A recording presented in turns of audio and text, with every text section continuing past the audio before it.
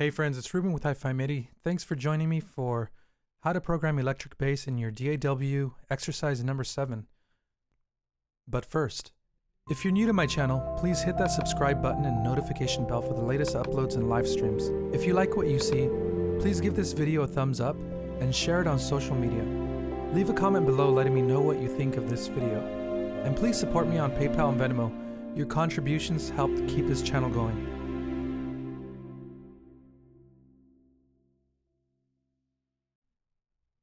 Now in this exercise I have a simple little funk track, and I'm using Ample Sound's YinYang bass, which is a Fodera bass. And these basses are commonly used for really fast solos, for slapping and playing in the upper register.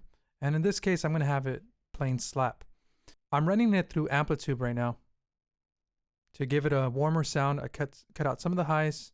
This is how it sounds by itself.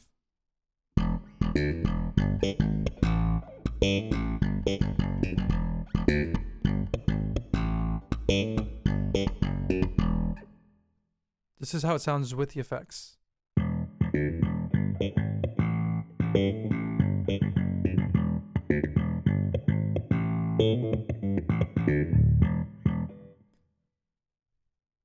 And then I'm running Superior Drummer, and I've bounced all these tracks to save on my CPU and my RAM.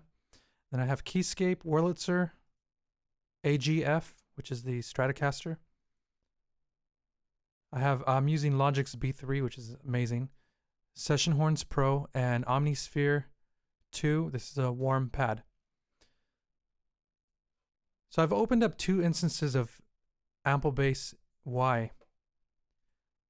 Just to make it easier doing this video, I'm going to copy exactly what's in here and just explain my thought process so that you could understand this more. We're going to recreate it.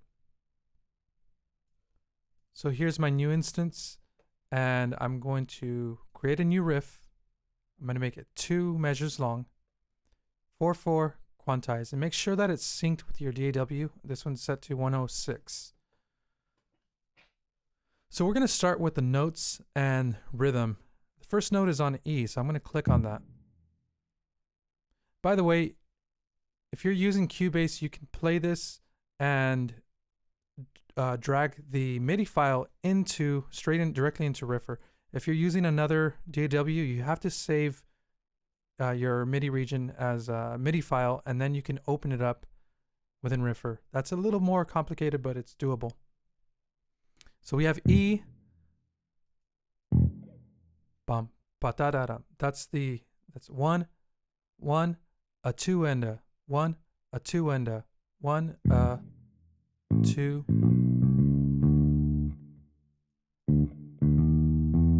And E, E, D, E, E. So this is an octave higher. You'll see that it shows you what string and what fret you're playing up here. Let's hear that. And then it's going to walk up by half step from G.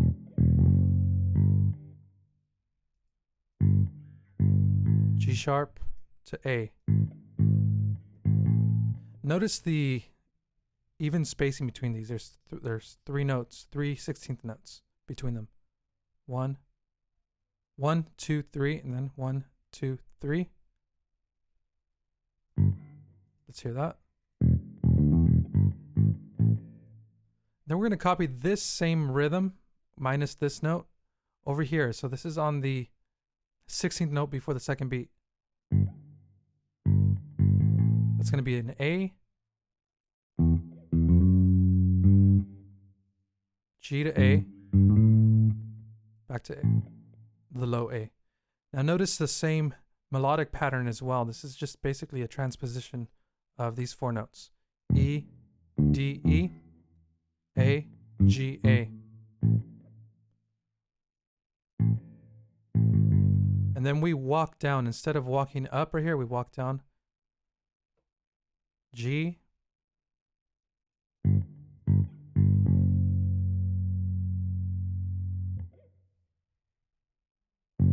F sharp. And then we're going to fill those gaps in G, high G.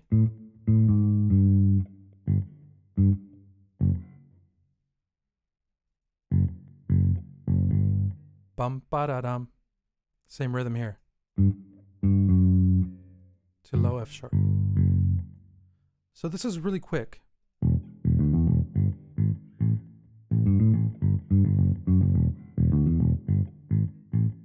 Now the default articulation on these notes is sustain.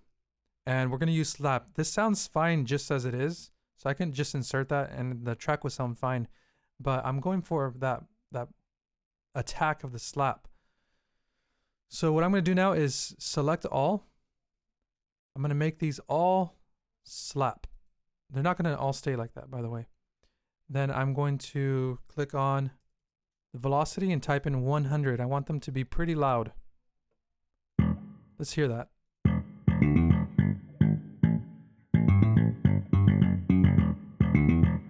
But where this starts to sound really fun is when we add these little percussive sounds that the bass can make.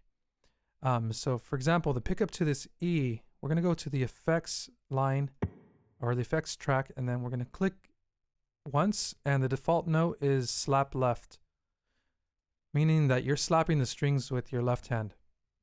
This is assuming you're using a right-handed bass.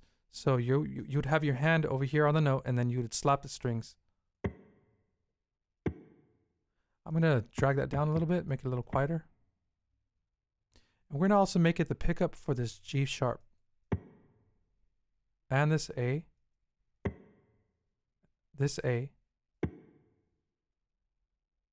We're going to make it the pickup for this G.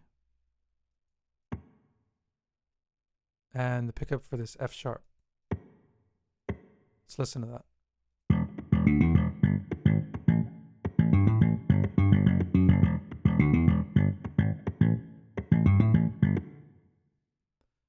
All right, started to sound more interesting.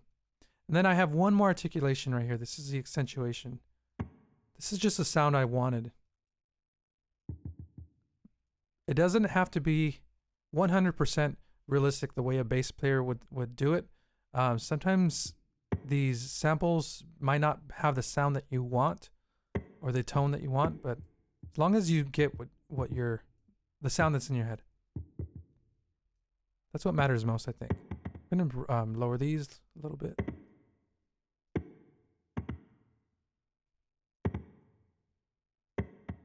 Lower the dynamic on these.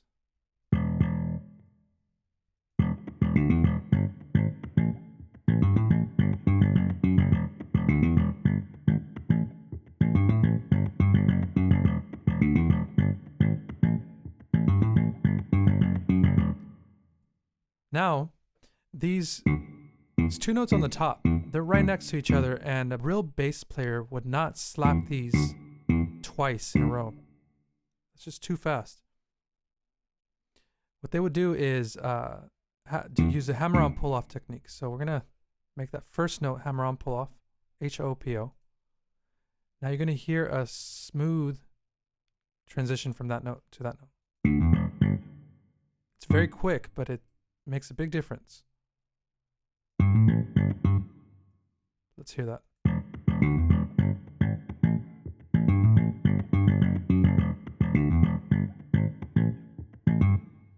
It's great. Now the second note that it's being slid to is going to be quieter.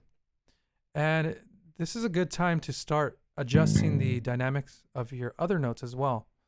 You don't want every note to have the same dynamic as the one before. But the notes that are on the beat should be louder. unless there are accents in the music, like syncopations or something.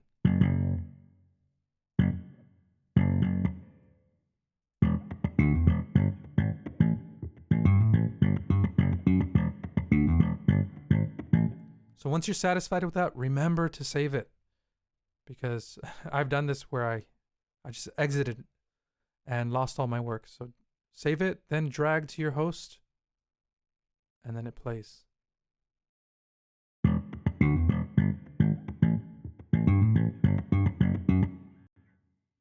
Now I want you to see all the work that was done by Riffer.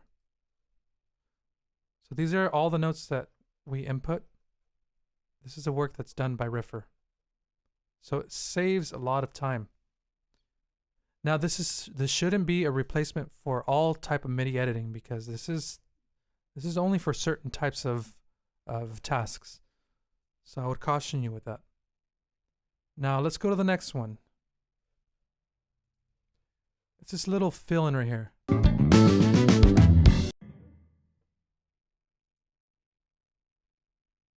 Da da da da da da.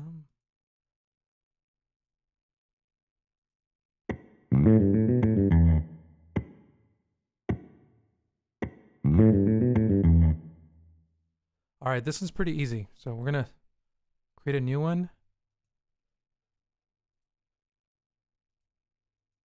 This one's really one measure long. So we're gonna create one measure, keep the same grid. The notes start on the third beat.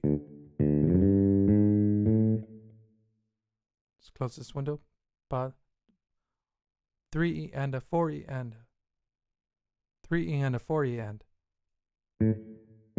da da A.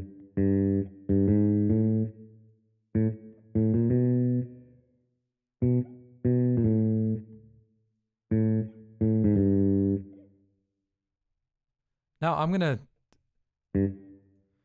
There's two ways we can do this last note. Da da da da da da da. It can't be on the same string, and I'll tell you why. I want to slide out on that E.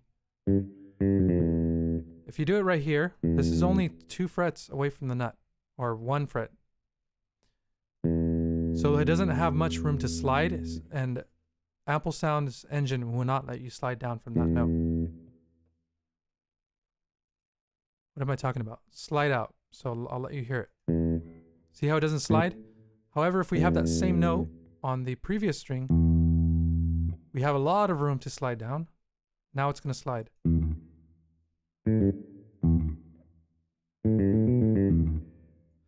I still don't think that slide goes down far enough. So what I'm going to do is go to the effects, go to effects slide 3, and you can audition each of these. Some of them go up, some of them go down, some of them go up and then down, but you can figure that out on your own.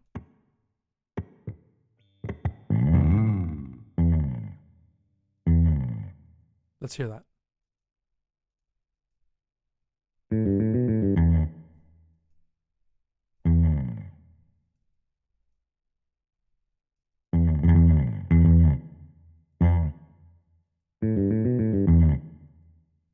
That's a little better.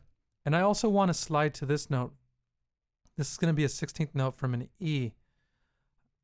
However, here I run into the same problem. This is simply not fast enough. So I'm going to do a legato slide. It's not fast enough. What it's going to do is it's going to really blur the attack on this A.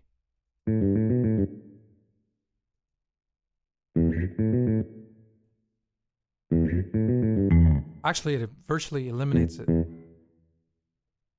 However, you can slide up to it from here, from the effects.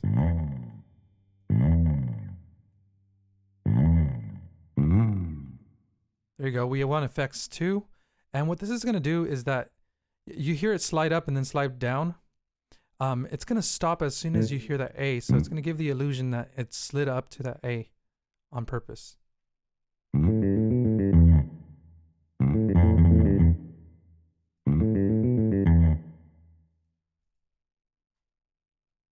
Now, normally I would select these and make them all staccato. but they already have a very fast attack on them. So I'm gonna leave it as is. Drag it in there.